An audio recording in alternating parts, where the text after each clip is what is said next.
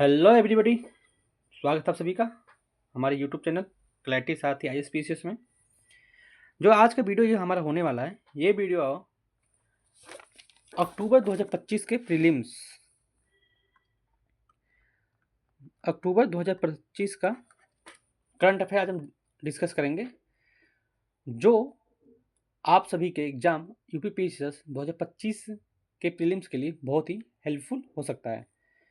और आप सभी को पता है कि अभी 2025 का जो पेपर हुआ है उसमें भी कम से कम 30 क्वेश्चन किससे हैं, करंट अफेयर बेस्ड रहे हैं। और आप सभी को पता है कि करंट अफेयर UPPCS के प्रीलिम्स के लिए कितना ही जरूरी हो जाता है।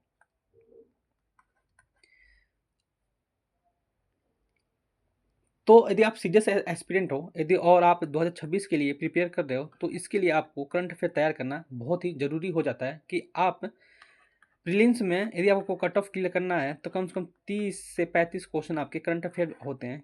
मान के चलिए यदि आपका कट ऑफ 90 जा रहा है तो उसका भी 30 क्या 33%, हाँ 33% किससे आता है, करंट अफेयर आता है। और करंट अफेयर बहुत ही इंपॉर्टेंट है। यदि आप अभी से हर महीने का साथ में साथ कंप्लीट करते चलोगे तो आगे चल के आपको बर्डन नहीं होगा। यदि लास्ट में आय दृष्टि भी आप पढ़ोगे तो उसमें भी 90% क्वेश्चन आपके मिल जाएंगे। और ये किसका है भाई, ये आय दृष्टि की करंट अफेयर आज हम डिस्कस करेंगे। देखिए आय दृष्टि की करंट अफेयर डिस्कस करेंगे और ये क्या है, इंग्लिश में है। किसमें, ये हम इंग्लिश में डिस्कस करेंगे। तो इसमें टोटल कितने पेज हैं, इसमें टोटल 80 पेज हैं और हम 10 से 12 दिन के अंदर एक महीने का करंट अफेयर ख़त्म कर लेंगे। जब हम अक्टूबर का करंट अफेयर ख़त्म कर लेंगे तो हम सितंबर का करंट अफेयर डिस्कस करेंगे। मतलब एक महीने में हम 2 महीने के करंट अफेयर हम डिस्कस करेंगे। तो मान चलिए यदि पेपर हमारा जुलाई में होगा या होने वाला है या होगा या मई में होगा, तो कम से कम अप्रैल से लेकर के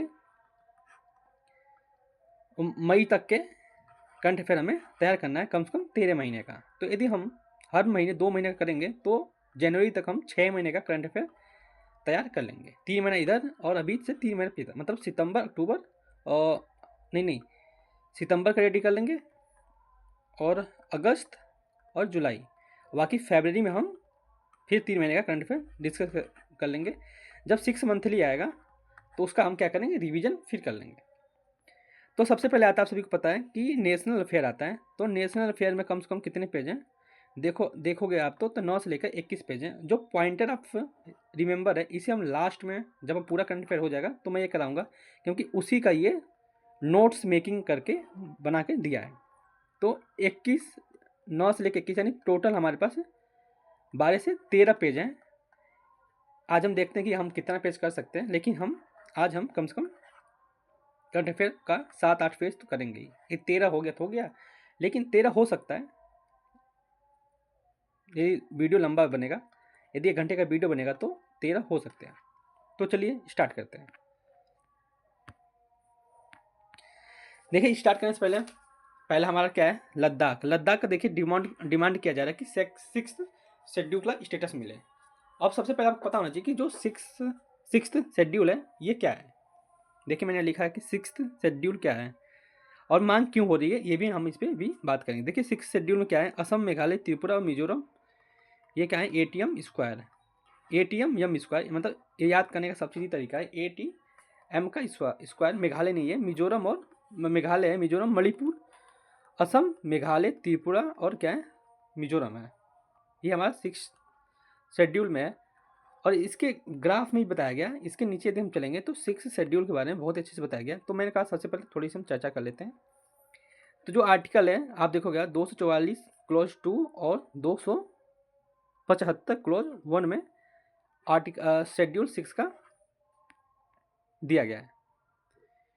तो लद्दाख का 6 शेड्यूल का स्टेटस क्यों किया जा रहा है, आप देखिए। 24 सितंबर 2025 को ले सिटी में क्या हुआ था, प्रोटेस्ट हुआ था और डिमांड की गई थी इसे कॉन्स्टिट्यूशनल सेफगार्ड और स्टे हुड मिले। मतलब इसे क्या कहते हैं, कॉन्स्टिट्यूशन में इसे सेफगार्ड और स्टेट हुड मिले और ट्राइबल का स्टेटस इसे दिया जाए।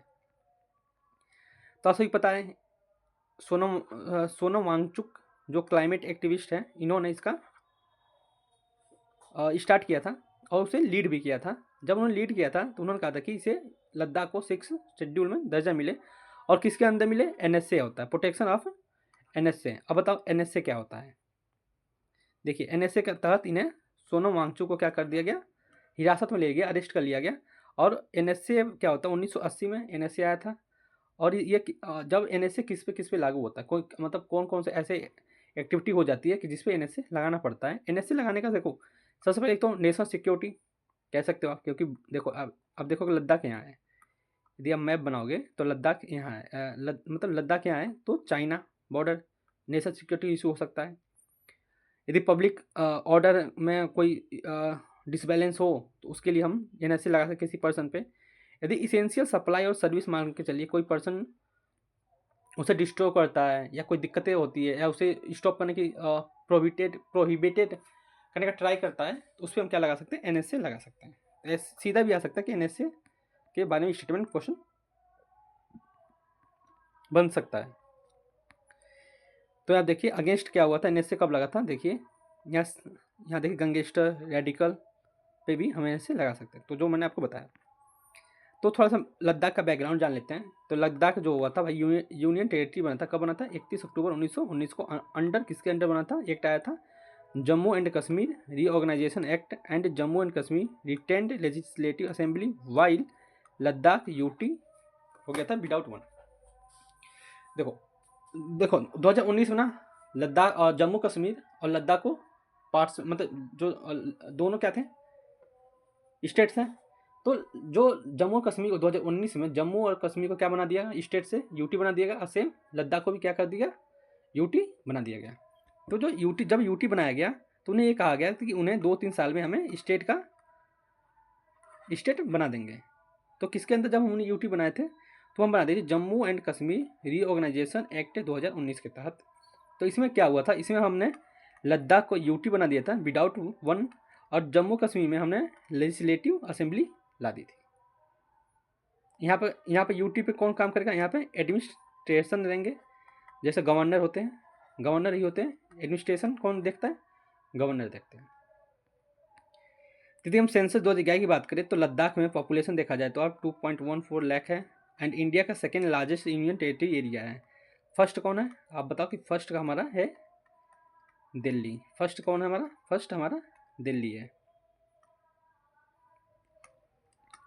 फर्स्ट हमारा कौन है, फर्स्ट दिल्ली है।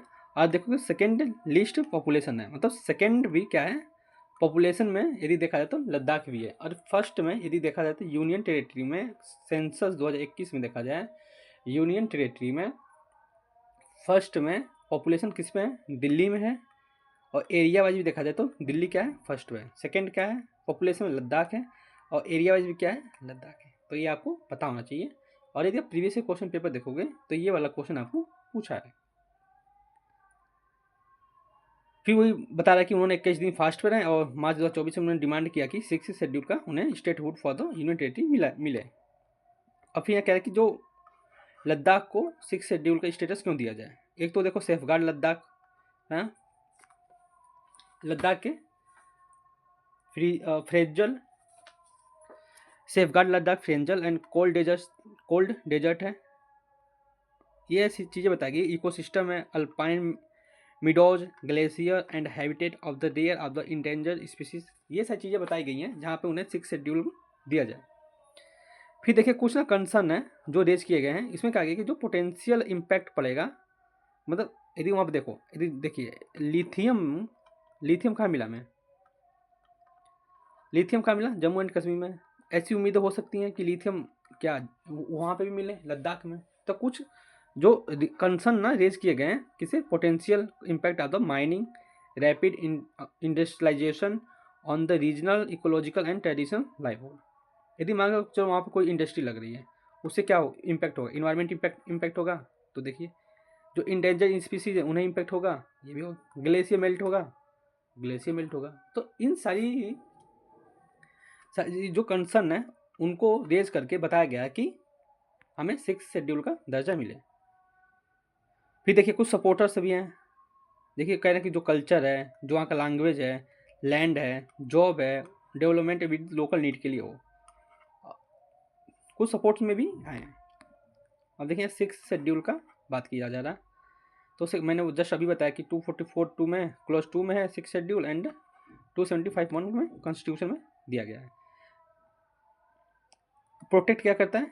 Tribal population through autonomous governance और अरेंजमेंट के लिए। तो ट्राइबल का जो पॉपुलेशन है उन्हें और ऑटोनोमस गवर्नमेंट्स को क्या कहते हैं? अरेंजमेंट करके। जो 42 है ये क्या है? ट्राइबल पॉपुलेशन के लिए, और 275 क्लोज 1 ये क्या है? ऑटोनोमस गवर्नेंस के लिए। अब क्या है कि जो autonomous district and regional council with legislative power, land agriculture, जो ऑटोनोमस डिस्ट्रिक्ट है और जो रीजनल काउंसिल है उनके पास पावर बताया है कि पावर क्या है? लैंड के लिए पावर है, agriculture, public health, local forest, administration, marriage, inheritance and social custom के पास। यदि इन सारी चीज़ों में यदि कोई इशू हो रहा है तो उसे कौन देखेगा? ऑटोनोमस डिस्ट्रिक्ट देखेगी। फिर देखिए यहाँ पर article 244 close 2 and article 275 close के बारे में थोड़ी सी बातें की गई हैं। अब कह रहा है कि जो पार्ट ऑफ आर्टिकल 244 जो क्लोज 2 है उसमें बताया गया कि जो ये बताया असम, मेघालय, त्रिपुरा, मिजोरम पर यह क्या होता है? अप्लाई होता है। और जो वहाँ पे जो जब ये 6 शेड्यूल अप्लाई होता है वहाँ पर किसकी अथॉरिटी होती है? गवर्नर की हमारी अथॉरिटी होती है। और गवर्नमेंट ही क्रिएट करता है दो बॉडी को गवर्नर क्या करता है? क्रिएट करता है। एक तो ऑटोनोमस डिस्ट्रिक्ट काउंसिल एंड एक autonomous regional council. In tribal area में दो बॉडी का यानी दो काउंसिल है, दो बॉडी का को क्या करता है? क्रिएट करता है। और ये दोनों बॉडी किसके इम्पावर में आती हैं? वो किसके आप में आती हैं? वो गवर्नर के अथॉरिटी में आती हैं। अब देखिए पावर ऑफ एडीसी यानी additional district council and autonomous regional council. अब इनके क्या बता दें कि इनके क्या क्या पावर्स हैं। पावर देखिए क्या लिखा है? फॉरेस्ट मैनेजमेंट मतलब लेजिस्लेटिव पावर भी किसके पास है? एडीसी के पास। एग्रीकल्चर के लिए इनहेरेंस, मैरिज, सोशल कंसर्न और फाइनेंशियल पावर किसके पास है? ऑटोनोमस रीजनल काउंसिल के पास। किसके पास? Financial power.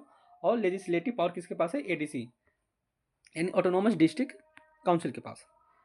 तो collect and revenue, impose taxes, regulate trade, collect minor mineral royalties, excise order and administrative power किसके पास है? आप बता सकते हैं एआरसी यानी ऑटोनोमस रीजनल काउंसिल के पास।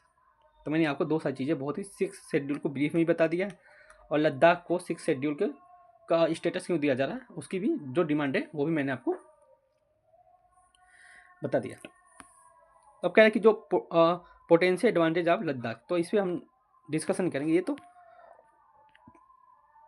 फिर कहते हैं कि रेगुलेशन अंडर 244 ऑफ लद्दाख का जो डिमांड है उसे हम कैसे कंसर्न कर सकते हैं? कब आए थे कि जून 2025 में इशू को रेगुलेशन किया गया, और लद्दाख 2024 में जो इंस्टीट्यूट ग्रांट हुआ था 6 शेड्यूल में उसे वाइडली क्या करें? डिमांडेड कर दी गई। फिर हम देख लेते हैं थोड़ा की जो रेगुलेशन उसे हम एक बार देख सकते हैं। जो की रेगुलेशन है कि उसमें क्या है कि जो फॉर फर्स्ट टाइम जो डोमिसाइल बेस क्या होगा? जॉब रिजर्वेशन मिलेगा।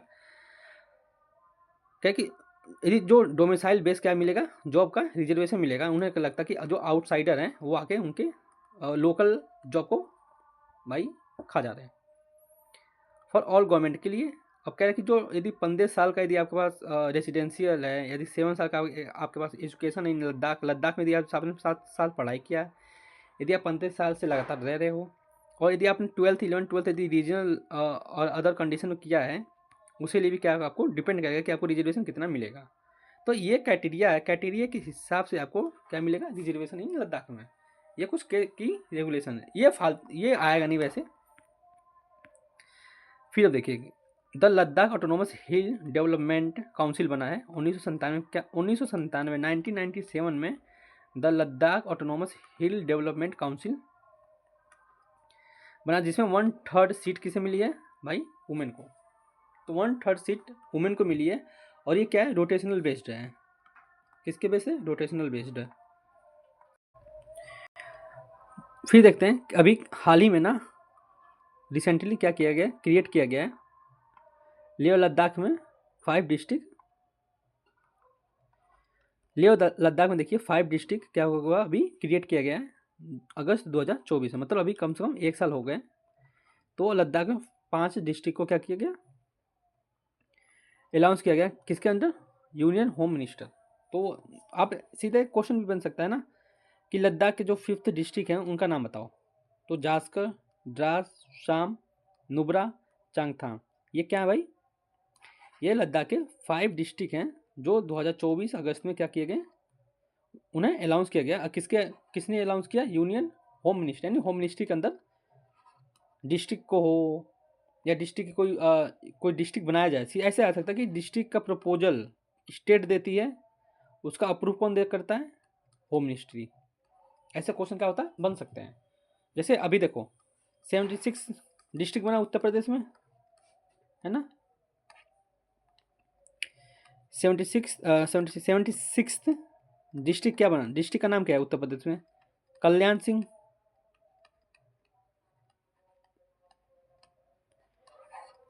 कल्याण सिंह डिस्ट्रिक्ट बना। तो जो स्टेट गवर्नमेंट होगी वो होम मिनिस्ट्री के पास, मतलब होम मिनिस्ट्री के पास ये क्या होगी कि हमें स्टेट में 76 डिस्ट्रिक्ट बनाना है, तो यहाँ से अप्रूवल है। अप्रूवल कहाँ से आएगा? होम मिनिस्ट्री से। स्टेट गवर्नमेंट डिस्ट्रिक्ट नहीं बना सकती ना, वो बस एक एक्नॉलेज कर सकती है, लेकिन अप्रूवल कहाँ से आएगा? होम मिनिस्ट्री से। ये आपकी चीज़ें, ये आपको क्या होना हो, पता हो। फिर नेक्स्ट देखते हैं। देखिए एक ही टॉपिक को हमें डिस्कस करने में कितने मिनट हो गए? 15 मिनट। अच्छा 10 हैं तो कम से कम मांग चलिए 1 घंटा 1.5 घंटा तो लगेगा। इंडिया इम्यूनाइजेशन जर्नी, इंडिया का जो इम्यूनाइजेशन जर्नी है उसके बारे में हम डिस्कस करेंगे। क्या कि जो इंडिया यूनिवर्सल इम्यूनाइजेशन प्रोग्राम, जो किसके लिए? वैक्सीनेशन के लिए है।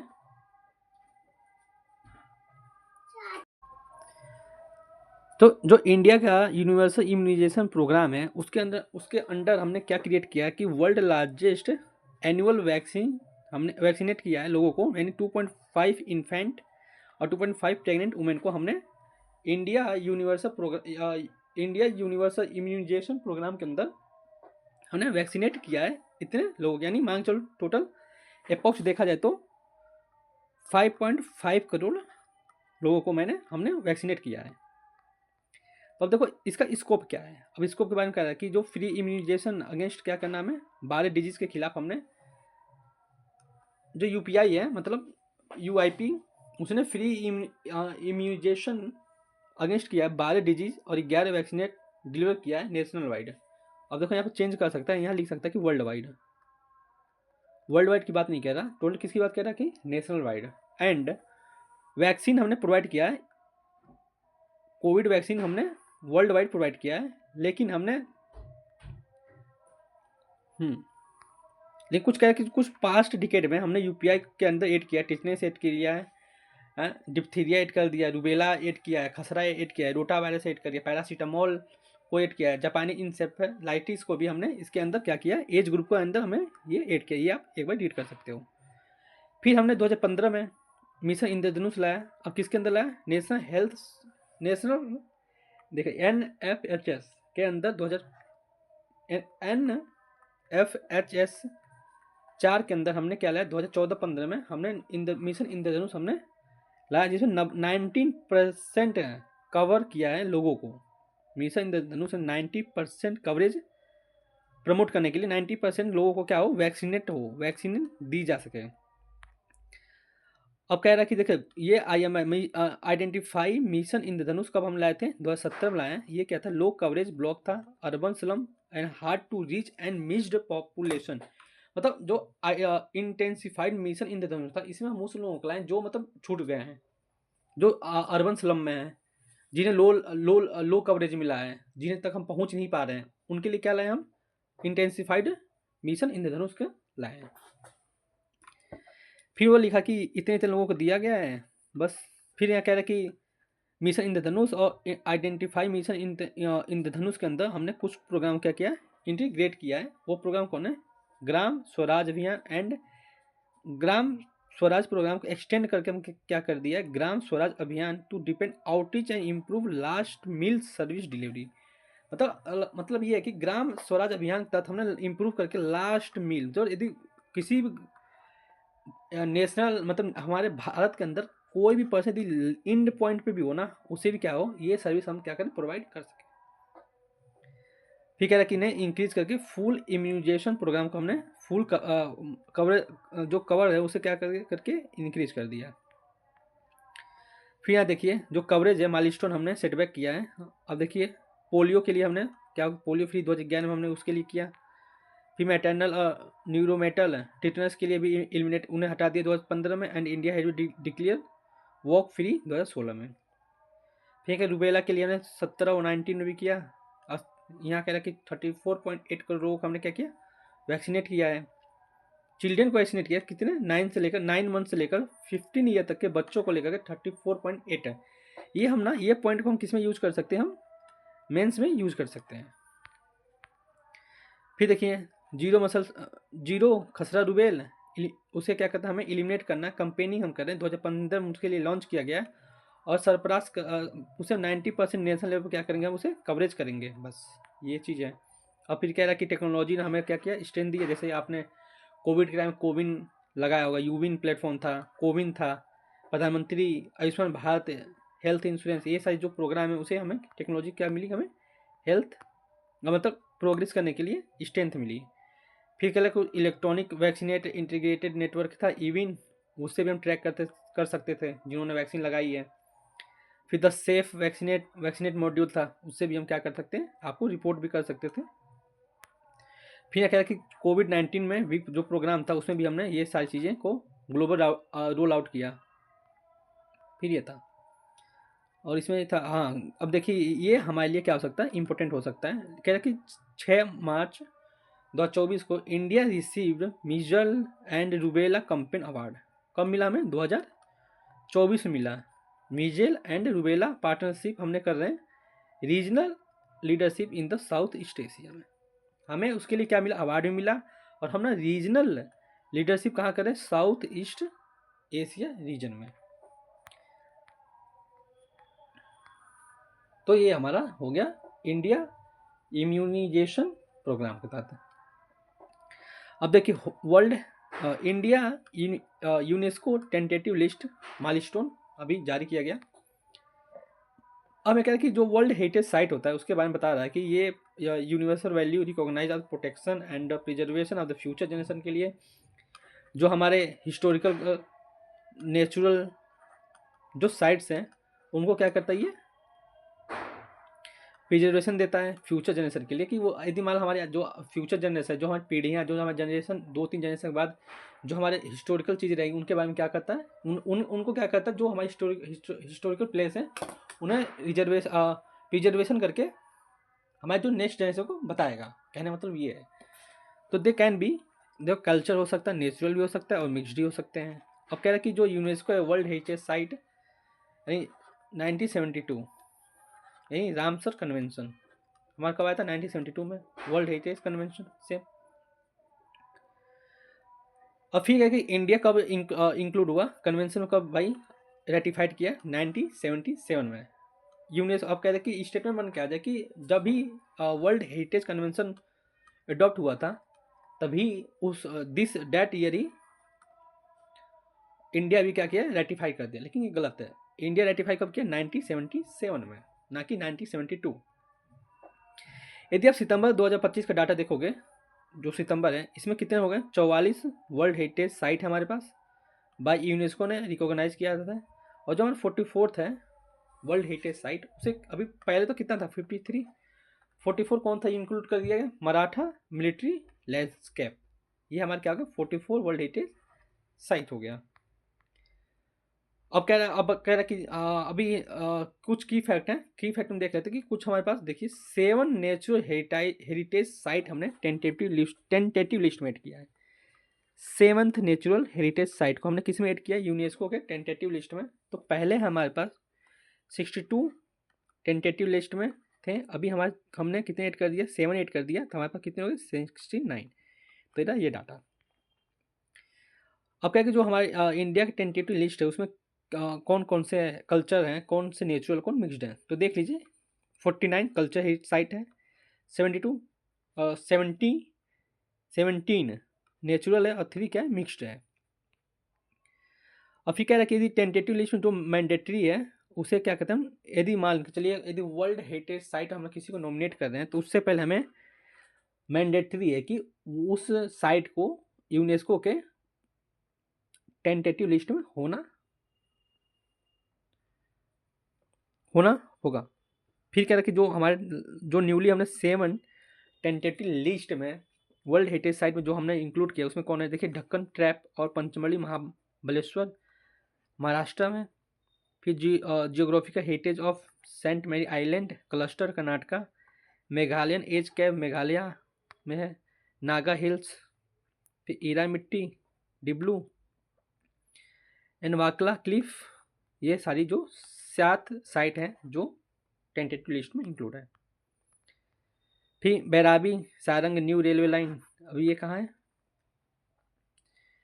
प्रधान मोदी जी मतलब जो हमारे प्राइम मिनिस्टर हैं उन्होंने आइजोल में, आइजोल किसकी कैपिटल है बताई दो, उन्होंने Bairabi Sarang new railway lines का क्या किया हमने, कैपिटल जो है मिजोरम की कैपिटल कौन है आइजोल को, जो आइजोल कैपिटल है वहाँ पर बैरंगी सारंग रेलवे लाइन से जो मिजोरम की आइजोल है उसे रेलवे लाइन से सीधा सीधा मैं बोलूँ तो कनेक्ट किया है, उसका क्या नाम Bairabi Sarang new railway line. यदि इस न्यू रेलवे लाइन का आप देखोगे तो इसे बनाने में बहुत डिफिकल्टी हुई है। इसमें देखो 45 टनल्स हैं, 55 मेजर ब्रिज हैं, 88 माइनर ब्रिज हैं, और यदि आप देखोगे तो ये इंडिया का सेकेंड हाईएस्ट पायर ब्रिज है, 114 मीटर हाइट पे, और टॉलर कितना देन तो कुतुब मीनार, मतलब कुतुब मीनार से लंबा, और 154 मीटर नीचे क्या है हाइट है। अब टोटल देखो 18 किलोमीटर है, और ये बता कि लुसाई हिल से जा रहा है और नेशनल हाईवे ग्रिड से इसे क्या होगा कनेक्ट किया गया है। टोटल ये इतना किलोमीटर का है, ये आप देख सकते हो, कुछ कनेक्ट नहीं है। अब ये देख सकते 3 एक्सप्रेस लाइन भी चलाई गई हैं। अब आनंद विहार टर्मिनल से राजधानी चला, देखो राजधानी चल रहा है, सीधा कैपिटल से राजधानी चल रहा है भाई। ये गुवाहाटी एक्सप्रेस है, ये कोलकाता का। अब कह कि जो रेलवे लाइन हुआ ना उससे कुछ फ़ायदा होंगे आगे, एक तो एजुकेशनल होगा, हेल्थ केयर, मार्केट्स, एम्प्लॉयमेंट भी जनरेट होगा। फिर अब देखो आप यहाँ कह रहे कि 30 TMT पर annual LPG bottling plant Mulkhang Aizawl में क्या हुआ प्लांट लगा, किसका LPG बॉटलिंग प्लांट लगाया गया। अब इस आइजोल में दिमाग चल LPG बॉटलिंग प्लांट, इससे क्या होगा एम्प्लॉयमेंट जनरेट होगा, मार्केट्स बनेंगे।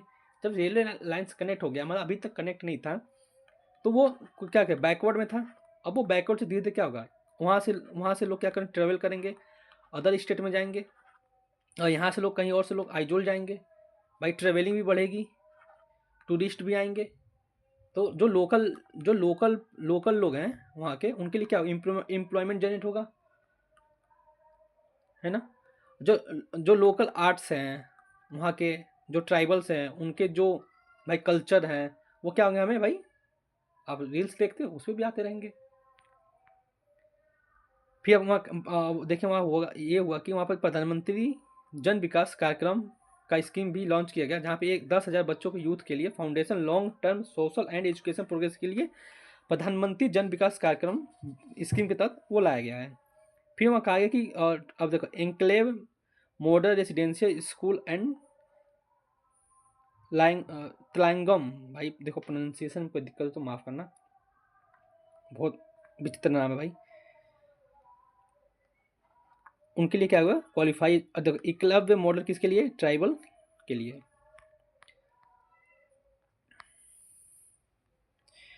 फिर देखो आप India first bamboo based ethanol plant लगाया गया, कहाँ पे असम में लगाया गया है इंडिया फर्स्ट। अब बताए India first bamboo ethanol plant कहाँ लगाया गया, असम में लगाया गया है। अब देखिए नुमालीगढ़ रिफाइनरी लिमिटेड और गोलाघाट 2800 करोड़ रुपए है, अब ये बजट याद कर सकते हो आप। और वर्ल्ड 5 सोलर प्लांट हम क्या हैं, सोलर प्लांट लगाने में हम क्या हैं 3rd स्थान पे हैं, मतलब टॉप 5 में नहीं, हम हमारा जो प्लेस है सोलर प्लांट लगाने में हम किसमें 3rd पे हैं।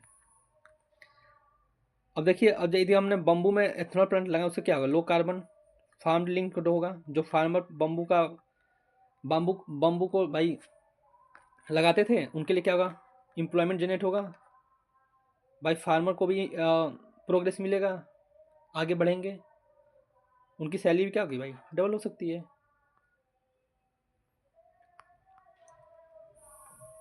तो टोटल अभी हमने 3 चीज़ें डिस्कस की।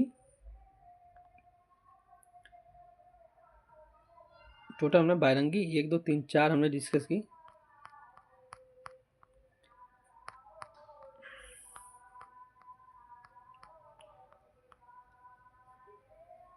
ऑप्टिमम कल्टीवेशन लाइसेंस पॉलिसी लाया गया है 2025-26। ये इंपॉर्टेंट हो सकता है, मेंस के लिए भी हो सकता है। यदि आप कोई मेंस में यदि एग्रीकल्चर कोई टॉपिक आ रहा है उस पर आप ऑप्टिमाइजेशन कल्टीवेशन लाइसेंस के पॉलिसी के बारे में आप बता सकते हो।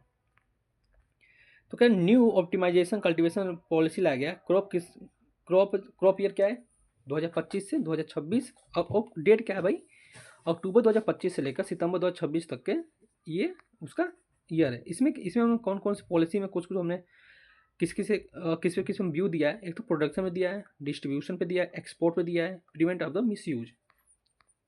कुछ देखिए कुछ पॉपी है जिन्हें हम क्या कहें नोटिफाइड किए हैं अंडर सेक्शन 37 के अंदर। हमने कुछ पॉपी को भी क्लैरिफाई किया और हमने कुछ कल्टीवेशन पे ही हमने पॉपी को लाइसेंस देंगे। फिर आप देखो, आप यदि आपके पास 2.4 ग्राम मार्फिन पर हेक्टेयर होगा तो उसका फाइनेंशियल ईयर आपका क्रॉप का ईयर ये होगा।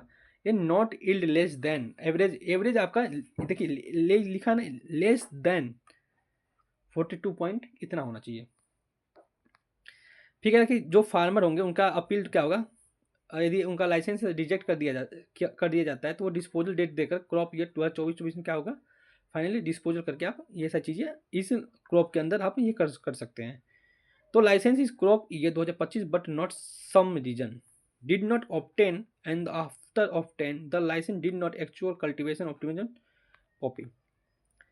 फिर अब यहाँ कह रहा है कि जो क्रॉप है 2024-25 में did not cultivate optimum poppy and area exceed the licence cover by more than 5% permissible margin. ये देखो आप, ये 5% जगह यहाँ कुछ 10 कर सकता है, 6 कर सकते हैं। ये हमारे क्या है, ये इंपॉर्टेंट है।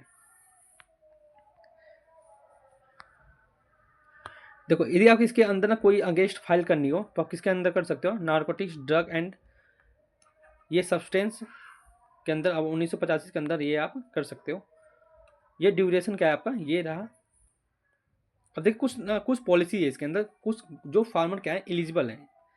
तो यदि उनका 1 + 0.10 हेक्टेयर मैक्सिमम एरिया है तो क्या है 1 रेवेन्यू सर्वाइवर नंबर बनेंगे, उनके लिए क्या है वो एलिजिबल हैं। यदि आप क्रॉप का जो ईयर है 2025-26 का है, यदि नेसेसरी है तो आप 5.9 किलोग्राम मार्जिन पर हेक्टेयर क्या हो सकता है उगा सकते हो। पहले कितना था 4.2 था। यदि फाइनेंशियल ईयर यदि 2024-25 में मार्फिन हेक्टेयर कितना था 4.2।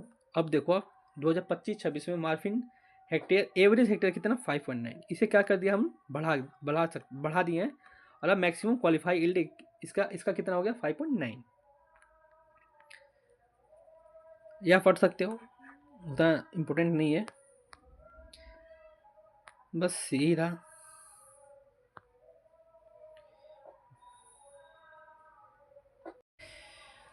नेक्स्ट देखते हैं। नेक्स्ट हमारा कि approval of package of revive ship building and maritime ecosystem के लिए हमने बजट लाया। अब बजट देखिए कितना है, कैबिनेट मिनिस्टर ने अप्रूव किया है किसके लिए, चेयरमैनशिप एंड मतलब जो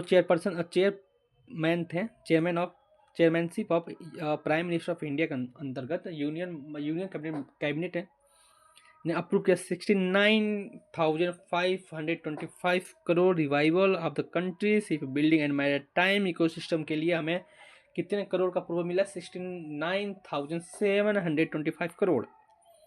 तो इसमें क्या क्या जो शिप बिल्डिंग एंड मैरीटाइम हम क्या क्या करेंगे ये देखिए, expand domestic capacity, improve long time financial, promote greenfield brownfield shipyard development, strengthening technology capabilities, scaling and build burst maritime infrastructure through legal taxation and policy reform. यह पढ़ लेना। ये सारी चीज़ें हमें इतने जो हमें बजट मिला है उसमें हम क्या करना है एक्सटेंड करना है। फिर क्या जो ये पैकेज है, पैकेज भी 2-3 स्कीम के तहत हमें दी गई हैं। अब देखिए जो पैकेज है 69,725 करोड़, इसे किस स्कीम में क्या क्या कर दिया गया डिस्ट्रीब्यूट कर दिया गया। तो एक स्कीम ये है कि ship building financial assistance scheme के अंतर्गत हमने इतने इतने दिए, और शिप ब्रेकिंग क्रेडिट के लिए हमने इतने दिए हैं, नेशनल शिप बिल्डिंग मिशन के लिए हमने इतने ये क्या करता है, ये इस्टेब्लिश करता है monitor and implement of the all initiative. जो नेशनल शिप बिल्डिंग मिशन है इसके अंदर क्या होते हैं, जो अभी मैंने ऊपर के आपकी स्कीम बताएं उसके अंदर क्या होती है, मॉनिटर की जाती हैं। फिर मैरीटाइम डेवलपमेंट फंड के लिए हमने 225 करोड़ दिए हैं। फिर 20 crore maritime investment fund with 45% participate of central government India and the 50 crore interest incentive fund to reduce the effective cost of loan and improve the bankability of project. जो हमने मैरीटाइम इन्वेस्टमेंट फंड के लिए हमने इसमें कितना देगा भाई, गवर्नमेंट कितना दिया है 20 करोड़, मतलब 49% कितना दिया है 20 करोड़ गवर्नमेंट, और 50 करोड़ कौन देगा भाई, इंटरेस्ट इंसेंटिव फंड देगा। फिर जो अभी हमने ऊपर पढ़ी है जो स्कीम है, तो ये स्कीम है उससे इतनी करोड़ मिली है। बताओ इस स्कीम में क्या क्या होता है, हम क्या क्या स्कीम में क्या क्या प्रोविजंस हैं, क्या क्या एम्स हैं, हम देख सकते हैं। एम्स इसके में है कि हमने जो डोमेस्टिक सी बिल्डिंग है उसे क्या करना है, कैपेसिटी क्या करना है, हमें बढ़ाना है, बस support mega building cluster, extend करना है इंफ्रास्ट्रक्चर को। जो इंडिया शिप टेक्नोलॉजी है सेंटर है उसके अंडर क्या करना है, हमें इंडिया मैरीटाइम यूनिवर्सिटी इस्टेब्लिश करनी है। फिर आप कह रहे डेवलप करना हमें, ये तो मैंने जस्ट बताया अभी आपको। जनरेट करना हमें 30 लाख जॉब, ये इंपॉर्टेंट हो सकता है मेंस के लिए। Approximately 45 lakh crore maritime sector में हम क्या इन्वेस्टमेंट कर सकते हैं। फिर आप यहाँ देखिए, India boost Jio political strength and strategic self reliance advance the vision of आत्मनिर्भर भारत। किसके अंदर, आत्मनिर्भर भारत के अंदर हम क्या करें, ये सारी चीज़ों क्या करते हैं हम इंडिया के अंदर जियो पॉलिटिकल स्ट्रेंथ के लिए क्या करते हैं, बूस्ट कर सकते हैं। एंड कम्पिटेटिव पावर, हमारा कम्पिटेटिव पावर कौन है हिंद महासागर में, चाइना, उसके लिए क्या है, शिपमेंट जरूरी है कि नहीं। तो देखो मैरीटाइम सेक्टर का कुछ बैकबोन में बताया कि इंडियन इकोनॉमी क्या है, कि 45% क्या है कंट्री को ट्रेड करता है। मैरीटाइम के अंदर हम देखो 75% क्या कर सकते हैं, ट्रेड करते हैं। 70% ट्रेड ऑफ वैल्यू, जो कंट्री का ट्रेड है वो 95% है, और जो ट्रेड का वैल्यू कितना है 70%। तो मैरीटाइम हमारे लिए कितना इंपॉर्टेंट है, और हिंद महासागर हमारे लिए कितना इंपॉर्टेंट है, कि हम देखो हमारा पूरा ट्रेड 95% हो रहा है भाई। तो हमारे लिए ये शिप बिल्डिंग हमारे लिए कितना इंपॉर्टेंट है, उसके लिए जॉब भी कितना इंपॉर्टेंट है, हमारे पास एडवांस टेक्नोलॉजी कितना इंपॉर्टेंट है। तो ये सारी चीज़ों के लिए हमने इतना बजट दिया है। तो आज हम यहीं तक करते हैं 4, तो फिर नेक्स्ट हम डिस्कस करते हैं आगे का टॉपिक। तो चलिए मिलते हैं नेक्स्ट वीडियो में, धन्यवाद। नेक्स्ट टॉपिक हमारा approval of DSIR scheme. DSIR scheme के बारे में पढ़ेंगे, और capacity building and human resource और डेवलपमेंट। अब ये जो स्कीम है ये लॉन्च किया गया हमारा 24 सितंबर 2025, और अप्रूव कहाँ से मिला है भाई, वही प्राइम मिनिस्टर एंड चेयरपर्सनशिप थे, और approve of cabinet union cabinet से मिली है। जो ये capacity building and human resource development है, इसका स्कीम का क्या है, करने का है।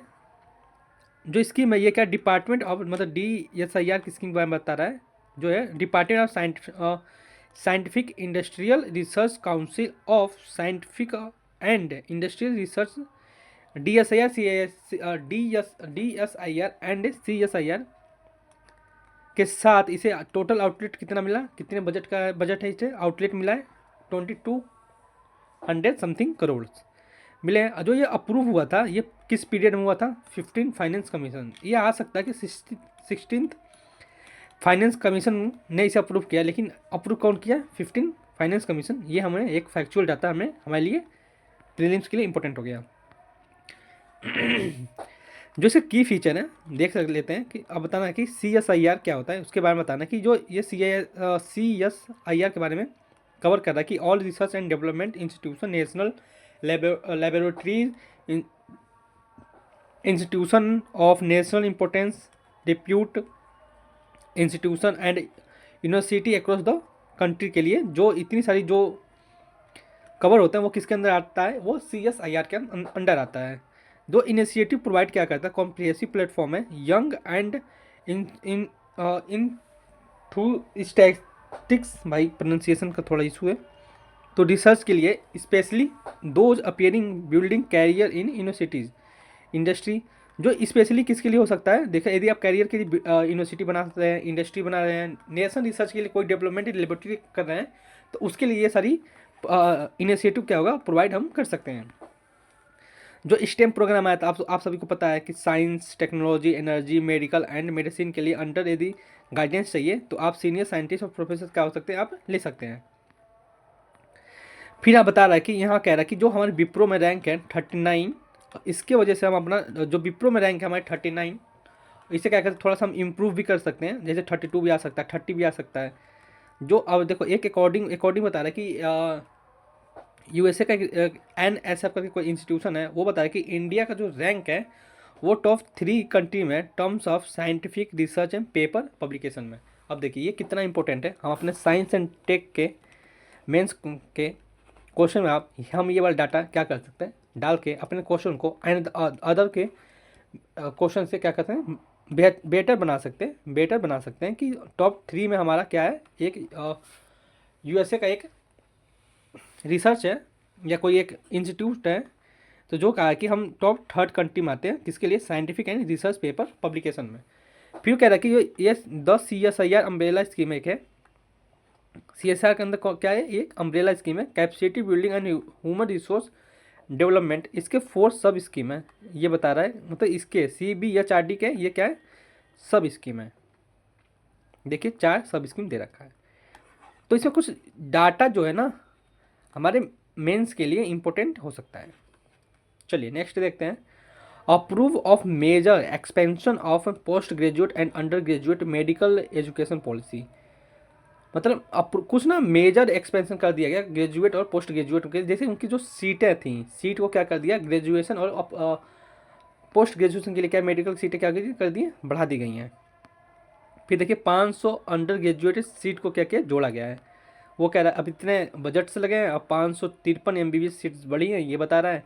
अब जो इनिशिएटिव है उसके क्या क्या है, अब देखिए इंक्रीज कर रहा है कि अंडर ग्रेजुएट मेडिकल कैपेसिटी बढ़ेगी, स्पेशलिस्ट डॉक्टर बढ़ेंगे, new specialist government and medical institution आएंगे, and cover availability of doctor in the country with the strength, क्योंकि आप सभी पता है कि हमारे यहाँ डॉक्टर का क्या है, शायद 1000 पे 11 डॉक्टर हैं आई थिंक, जहाँ तक मुझे याद है। तो 1000 पे 1 डॉक्टर शायद, एक नहीं 1000 पे नहीं, 1 लाख पे 11 डॉक्टर इंडिया, हाँ ये शायद सही है, मेरे को जहाँ तक 1 लाख पे शायद 11 डॉक्टर हैं, डाटा आप देख लेना, 1 लाख पे 11 डॉक्टर हैं, यदि मान के चलो तो ये बहुत कम है हु के मुताबिक। तो इससे क्या होगा, ये 1 लाख पे जो डॉक्टर की संख्या क्या होगी वो बढ़ सकती है। फिर अब कह रहा है कि जो टोटली फाइनेंस आउटलेट था, ये कितने ईयर का, ये 4 ईयर प्रोग्राम है, इतने करोड़ रुपए हम देंगे, सेंट्रल इतना शेयर करेगा और स्टेट का इतना, मतलब टोटल 15 करोड़ रुपए हैं, 1500 करोड़, उसमें से 10 करोड़ कौन देगा, तो सेंट्रल देगा, एंड 14 करोड़ 4 करोड़ जो है 4.5 करोड़ रुपए कौन देगा, स्टेट देगा। कुछ नहीं करना, इसमें क्या होगा, जो सीटें होंगी ना अंडर ग्रेजुएट और ग्रेजुएट की सीटें क्या होंगी, बढ़ेंगी बस। अब कह रहा है कुछ ऐसे मेजर डेस्टिनेशन है, affordable health care, thereby enhance foreign exchange earning, ये हो सकता डायरेक्ट इनडायरेक्ट, कुछ कह रहा है कि डॉक्टर फैकल्टी पैरामेडिकल स्टाफ की क्या होगी, रिक्वायरमेंट होगी, एम्प्लॉयमेंट बढ़ेगा, ये कह रहा है कि, और कह रहा है कि जो यूनिवर्सल हेल्थ कवरेज जो हमने अभी ऊपर पढ़ा है, उसमें क्या होगी, पॉपुलेशन जो है बिलियन, इतना हेल्थ सिस्टम को प्रोवाइड कर सकते हैं हम, high quality and service particularly. अब वो पार्टिकुलरली कहाँ करें, रूरल, अर्बन और रिमोट एरिया में हम कर सकते हैं। फिर कह रहे हैं कि प्रधानमंत्री स्वास्थ्य सुरक्षा बीमा योजना 22 एम्स हमने हैव बीन अप्रूव हुए हैं, 22 एम्स, सोच रहे हो 22 एम्स अप्रूव हुए हैं जहाँ बनेंगे। फिर मेडिकल इंस्टीट्यूशन रेगुलेशन 2025 लाया गया है, उसमें बता रहा है कि ये ministry of health and family survey के अंदर क्या हो सकता है, इसे इम्प्लीमेंट किया गया। बस ये थोड़ी चीज़ें हैं, ये उतना इंपॉर्टेंट नहीं है, लेकिन मैं आपको बताऊं इसमें इंपॉर्टेंट कौन कौन से हैं। यदि आप इंडेक्स देखोगे आप, जहाँ में प्री से क्वेश्चन आ सकते हैं, देखो ये तो लद्दाख से क्वेश्चन आ सकता है, ये मेंस के लिए हो सकता है, ये यूनेस्को हेरिटेज ये आ सकता है, बैराबी ऑप्टिमम कल्टीवेशन ये आ सकता है, approve package of building shipment ये भी आ सकता है, ये भी मेंस के लिए, ये भी DRS भी मेंस के लिए है, ये पोस्ट ग्रेजुएट भी किसके लिए, मेंस के लिए है। अब हम देखेंगे ये election of vice president of India,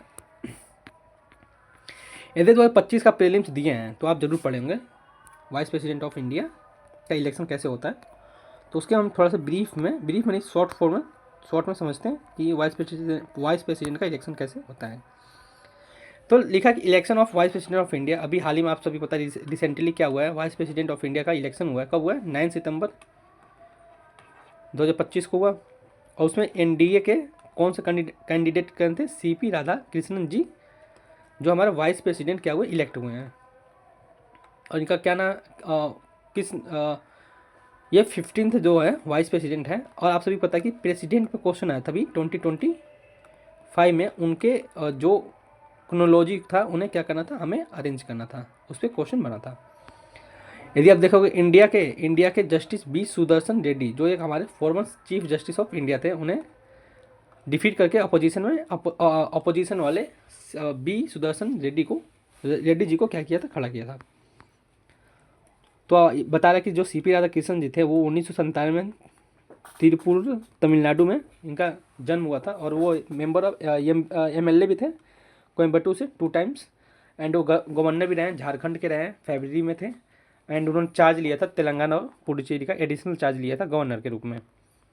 ये जुलाई में देखो गया तो ये भी कहाँ थे? महाराष्ट्र के हाल ही में भी क्या थे? गवर्नर थे वो।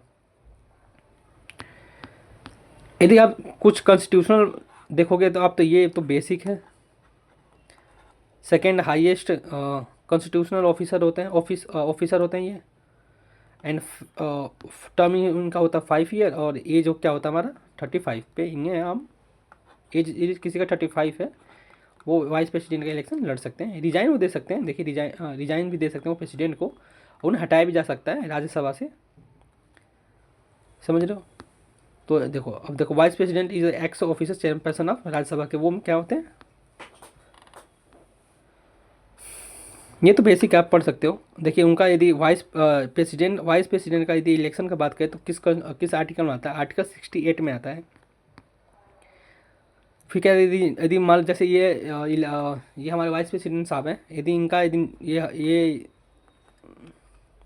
रिजाइन दे देते हैं तो 60 डे के अंदर हमें क्या करना होता है? वाइस प्रेसिडेंट का इलेक्शन कराना होता है। तो यहाँ देख लो सिटीजन ऑफ इंडिया होना चाहिए, 35 ईयर एज होनी चाहिए इन्हें, और वे क्या होता है? क्वालिफाई होने चाहिए मेंबर ऑफ राज्यसभा के लिए क्या होते हैं? होने चाहिए क्वालिफाइड होनी चाहिए। तो ये हमारा बेसिक है। अब हम देखेंगे स्वच्छ वायु सर्वेक्षण 2025। तो जो ये कौन जारी करता है? ये मोप्सी यानी ministry of environment, facility, forest and climate change ने लॉन्च किया था नेशनल क्लीन एयर प्रोग्राम। अब सीधा आ सकता है कि ये PYQ है हमारा प्रीवियस ईयर क्वेश्चन पेपर का, कि नेशनल क्लीन एयर प्रोग्राम 2019 में लॉन्च हुआ था। किसने लॉन्च किया था? Ministry of environment, forest and climate change. तो जो स्वच्छ वायु सर्वेक्षण ये क्या है? एक न्यू इनिशिएटिव है। किसका है? देखो OEFCC की, और इसे ट्रैक करता है। इसका एम क्या है? रैंक करता है 130 NCAP सिटीज़ की, मतलब 130 में ऑल सिटी की नहीं, 130 जो NCAP सिटी उसमें को क्या करता है? ट्रैक करता है। अब क्या है कि अब देखो जैसे स्वच्छ वायु सर्वेक्षण ये कब रिजल्ट आया? 9 सितंबर। अब कह रहा है कि भूपेंद्र जो यादव जी हैं उन्होंने रिप्रेजेंट किया है स्वच्छ वायु सर्वेक्षण अवार्ड 2025। तो हम रैंक भी देख लेते हैं। जैसे स्वच्छ वायु सर्वेक्षण 2025 का टॉप सिटी की बात किया जाए, यानी 10 लाख में 1 मिलियन यानी 10 लाख। किसी को नहीं पता यदि 1 मिलियन कितना होता है? 1 मिलियन होता है हमारा 10 लाख। तो यदि आप स्वच्छ वायु सर्वेक्षण 2025 में यदि 10 लाख सिटी में देखोगे आप, तो इंदौर किस में टॉप पे है, और जबलपुर क्या है हमारा टॉप पे है। तो हमारे उत्तर प्रदेश का कोई ऐसी सिटी है जो 10 लाख में हो? तो भाई देखो आगरा हमारा जो है 1 मिलियन सिटी में टॉप थर्ड में है।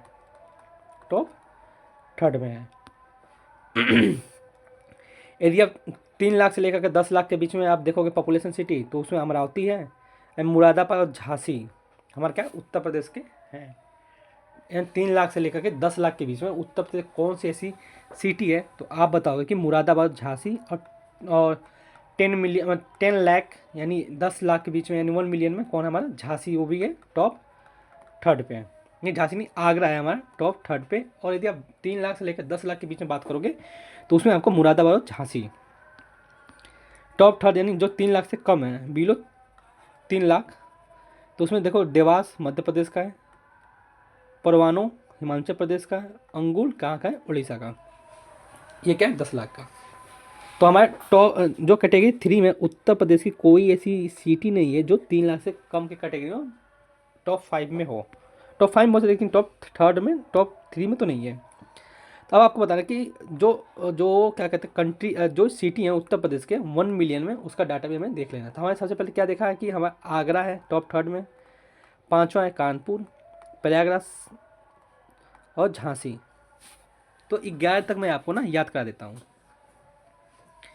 11 तक मैं याद कर, टॉप 11 तक याद करा। जैसे यदि मान के चलो आप, जैसे मैप देखो आप,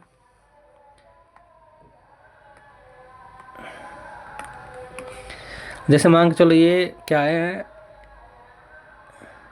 ये मैप है, झांसी यहाँ पड़ता है। अरे यार,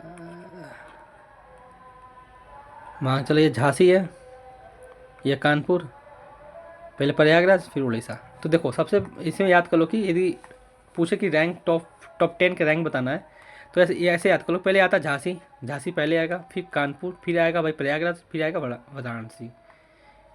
तो ऐसे याद कर लो कि पहले आता झांसी तो पहले आएगा, फिर कानपुर आएगा, फिर प्रयागराज आएगा, फिर आएगा वाराणसी। तो ऐसे आपको क्या करना है, याद करना है।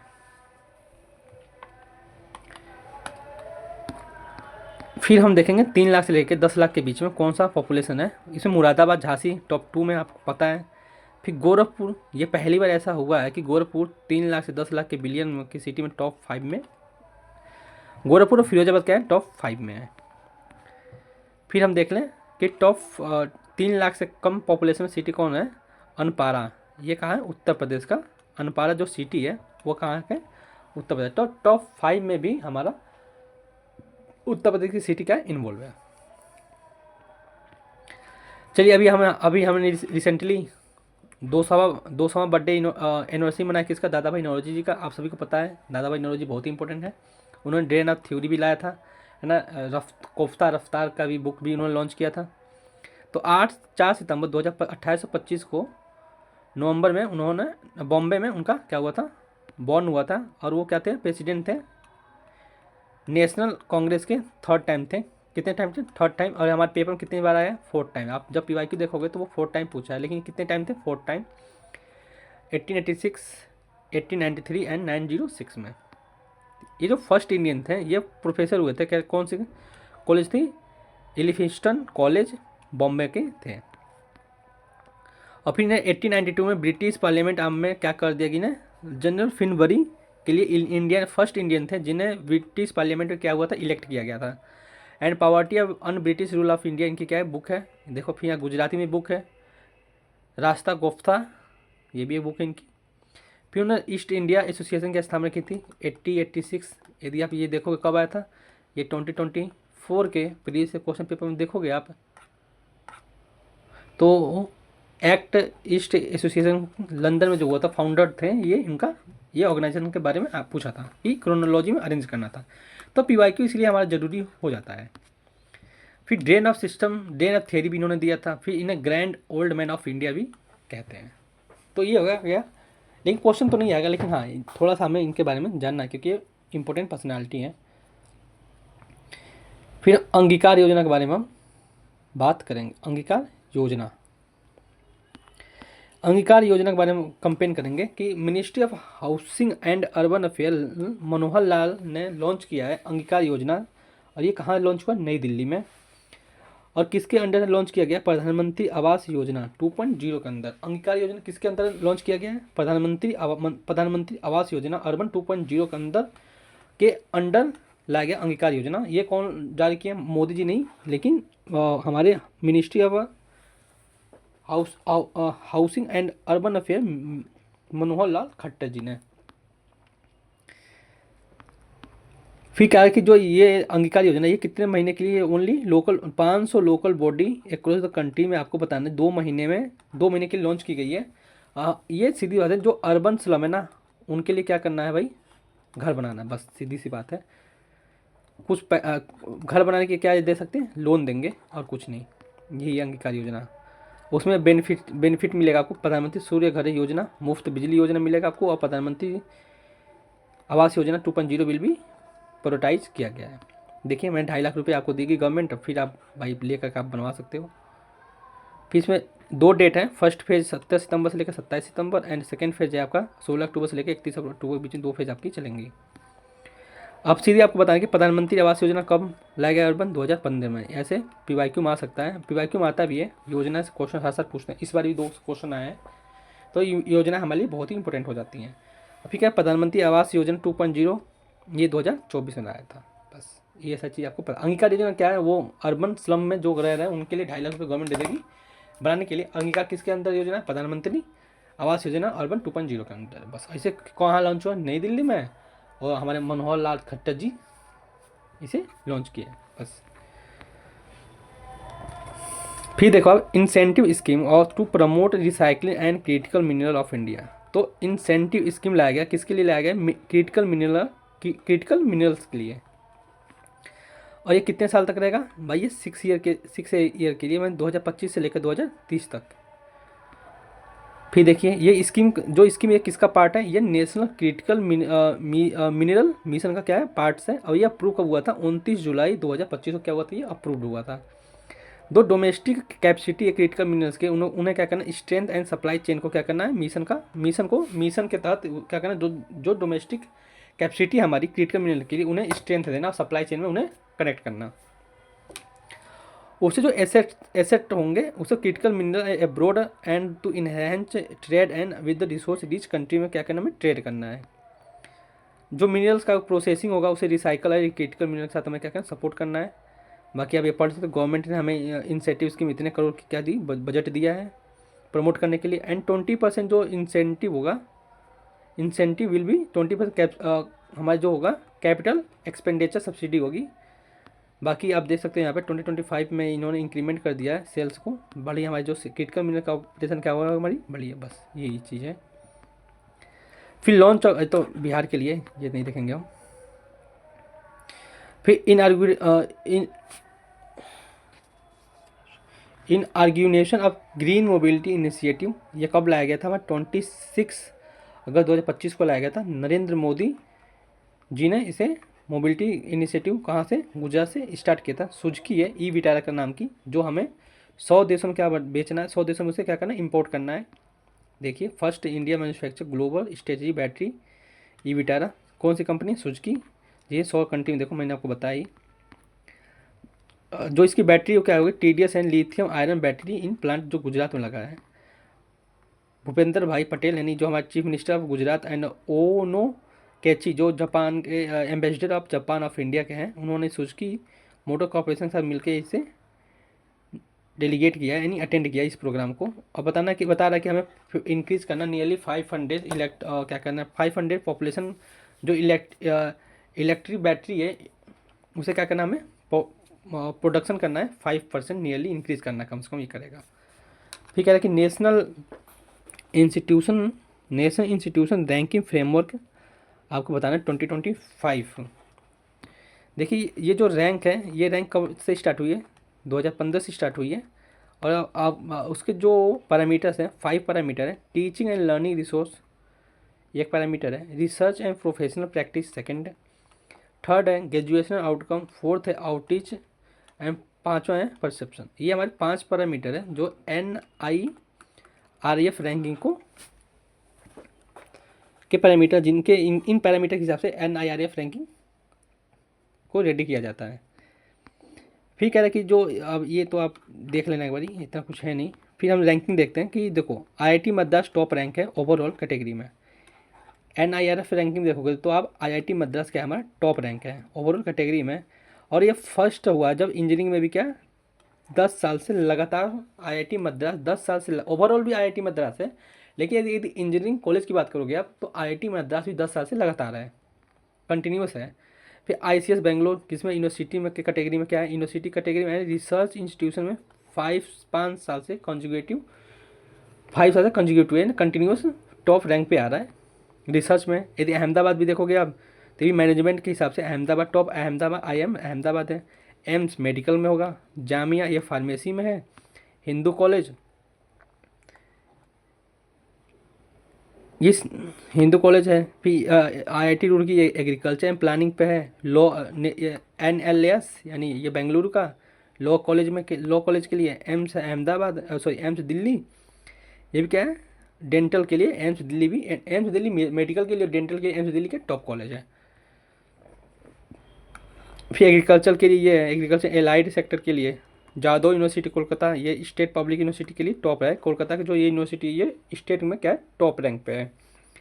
इग्नू देख लिया जाए तो 2 साल से लगातार है ओपन यूनिवर्सिटी के में टॉप रैंक पे है। सिम्बोसिस या प्राइवेट स्किल यूनिवर्सिटी में क्या है टॉप रैंक पे है।